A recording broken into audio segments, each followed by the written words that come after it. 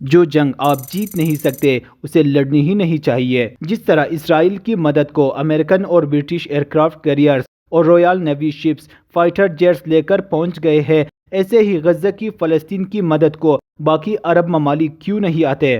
عرب ممالک حماس کو عربی تنظیم کے بجائے ایرانی پراکسی کیوں سمجھتے ہیں؟ سال 1948 سے لے کر آج تک اسرائیل نے عربوں کو وہ کون سا سبق سکھایا ہے جو آج تک عربوں کی یہ ہمت نہیں ہوتی کہ وہ اسرائیل پر ایک ساتھ حملہ آور ہو؟ ان سوالوں کے جوابات جاننا بے حد ضروری ہے۔ دنیا میں کل 22 عرب کنٹریز ہے جن کا ٹوٹل ایریا 1,30,00,000 اسکوائر کلومیٹر بنتا ہے۔ اس کے مقابلے میں اسرائیل کا ٹوٹل ایریا محض 20,770 اسکوائر کلومیٹر پر مشتمل ہے۔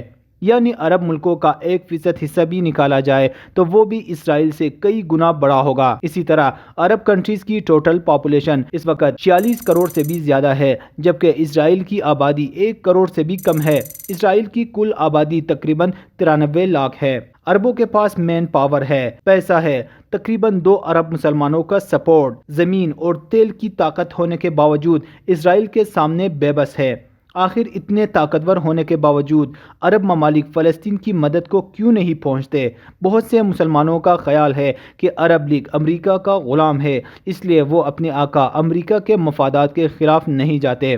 دوستو، آپ مانیں یا نہ مانیں، ریئلٹی یہ ہے کہ عرب ممالک اسرائیل کے خلاف اس لیے جنگ نہیں کرتے کیونکہ فلسطین کی آزادی کے لیے عربوں نے اسرائیل کے ساتھ کئی جنگیں لڑ چکی ہے۔ ان کو تجربہ ہے کہ عرب کچھ بھی کر لے وہ اسرائیل کے خلاف یہ جنگ نہیں جیت سکتی، اس لیے اسرائیل کے خلاف لڑنا اور اس پر حملہ آور ہونا ایک بیکار سی کوشش ہے۔ 14 مئی سال 1948 کو اسرائیل وجود میں آیا۔ پچھلے 75 سالوں میں عربوں نے ہر ٹیکٹک یوز کی ہے کہ وہ کسی نہ کسی طرح اسرائیل کا وجود ختم کر کے فلسطین کو ایک آزاد اور خود مختار عرب ریاست بنا دے، مگر اپنے سے تقریباً 50 گنا کم آبادی والے یہودیوں کو 1 انچ پیچھے نہ ہٹا سکے۔ اس کی وجہ صرف یہ نہیں کہ اسرائیل بہت طاقتور ہے، مگر اسرائیل کی سب سے بڑی طاقت یہ ہے کہ اس کے اتحادی برطانیہ اور امریکہ شروع ہی سے اسرائیل کو ہر ممکن سپورٹ کی ہے۔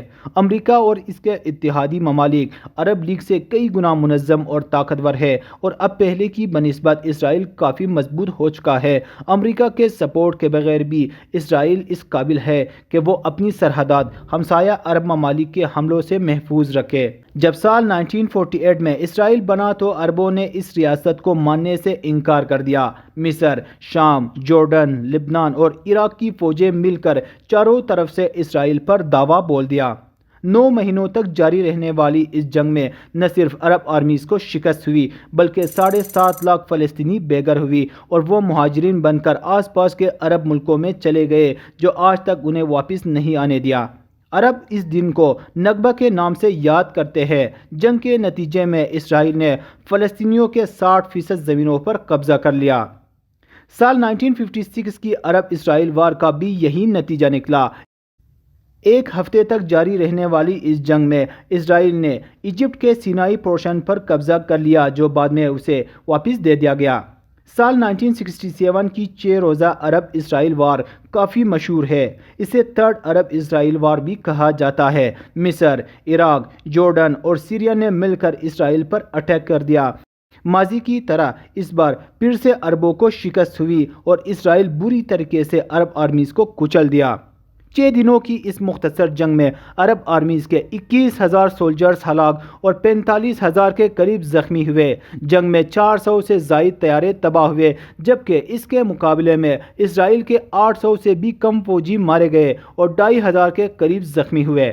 جون 1967 کی جنگ میں غزہ اور مصر کے جزیرہ نما سینا پر اسرائیل کا قبضہ ہو گیا۔ اس جنگ سے لاکھوں فلسطینی بے گھر ہوئے اور تقریباً 10 لاکھ سے زائد پناہ گزین اسرائیل کے زیر کنٹرول علاقوں میں آ گئے۔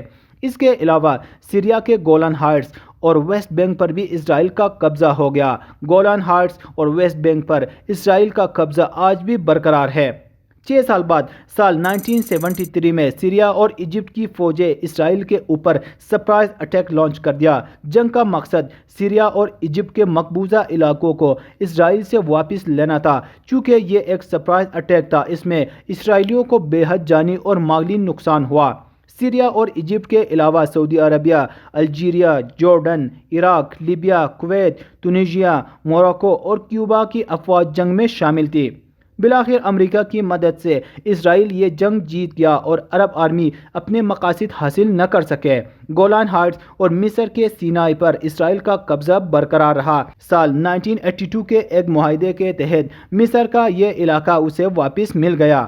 ان چاروں جنگوں میں عرب ممالک پوری قوت کے ساتھ اسرائیل پر حملہ آور ہو چکے ہیں۔ بدقسمتی سے ایک بار بھی عرب لشکر کو فتح حاصل نہیں ہوئی اور ہر مرتبہ انہیں بدترین شکست ہوئی۔ اگر آج عرب لیگ عملی طور پر فلسطین کی مدد نہیں کرتا، اس کی وجہ حماس بھی ہے، جسے عرب نہ نگل سکتے ہیں نہ اگل سکتے ہیں۔ وہ اس لیے کہ عرب حکمران حماس کو عرب تنظیم نہیں بلکہ ایرانی پراکسی سمجھتے ہیں۔ عربوں کے نزدیک حماس اور اسرائیل کے مسئلے کا خاتمہ اسی میں ہے کہ فلسطین اور اسرائیل دو ریاستیں وجود میں آئے اور دونوں ایک دوسرے کو تسلیم کر لے۔ مگر حماس اس نظریے کے بالکل خلاف ہے۔ وہ سارے اسرائیل کو ختم کرنے کا نعرہ لگاتے ہیں، جس طرح اسرائیلی رائٹ ونگز سارے فلسطین کو ختم کرنے کا نعرہ لگاتے ہیں۔ یہی نظریہ لبنان کے حزب اللہ اور ایران کا بھی ہے۔ دوستو، حقیقت تو یہی ہے کہ نہ فلسطین میں وہ طاقت ہے کہ اسرائیل کے وجود کو مٹا سکے اور نہ ہی عرب ملکوں کی یہ خواہش ہے کہ وہ مزید اسرائیل کے ساتھ جنگ کرے۔ اگرچہ عرب ممالک فلسطین کے لوگوں کو تکلیف میں نہیں دیکھنا چاہتے، لیکن جنگ کے علاوہ ان کے پاس جو حل ہے اسے ایرانی بیکڈ ملیٹنٹ حماس نہیں مانتے۔ عربوں کے نزدیک عربوں کا مسئلہ ایرانیوں نے ہائیجیک کر لیا ہے۔ عربوں کی یہ خواہش ہے کہ حماس راستے سے ہٹ جائے تاکہ وہ پرامن طریقے سے فلسطین اور اسرائیل کا مسئلہ حل کر دے۔ دوسری طرف امریکہ سمیت مغربی ممالک اکثر ایران پر یہ الزام لگاتے ہیں کہ وہ حماس کا پشت پناہی کر رہا ہے، اسے ٹریننگ اور پیسے دیتا ہے، جو کہ ایک حد تک حقیقت بھی ہے۔ عرب ممالک کا اتحاد مختلف جنگوں کے ذریعے مسئلہ فلسطین کو حل کرنے میں ناکام رہے۔ اس کی سب سے بڑی وجہ امریکہ اور برطانیہ بھی ہے۔ امریکہ اور برطانیہ دنیا کے طاقتور ترین کنٹریز ہیں۔ ان دونوں کی مکمل سپورٹ نے نہ صرف اسرائیل کو مضبوط کیا بلکہ اسے جنگ میں کسی بھی حد تک جانے کا اخلاقی اور قانونی جواز بھی فراہم کیا۔ یہی وجہ ہے کہ متحدہ عرب فوج کو ہر بار ناکامی کا سامنا کرنا پڑا اور اسرائیل اس خطے میں مزید مضبوط ہوتا گیا اور فلسطین پر اپنا کنٹرول بڑھاتا گیا۔ فلسطین پر کنٹرول کی تاریخ ہزاروں سال پرانی ہے۔ اس خطے پر اسی نے راج کیا ہے جو اس وقت میں سب سے زیادہ طاقتور تصور کیا جاتا تھا۔ مسلمان اور عیسائی اس شہر پر کنٹرول حاصل کرنے کے لیے 1000 سال تک کوشش کرتے رہے۔ جروسلم کو حاصل کرنے کے لیے کئی صلیبی جنگیں ہوئی۔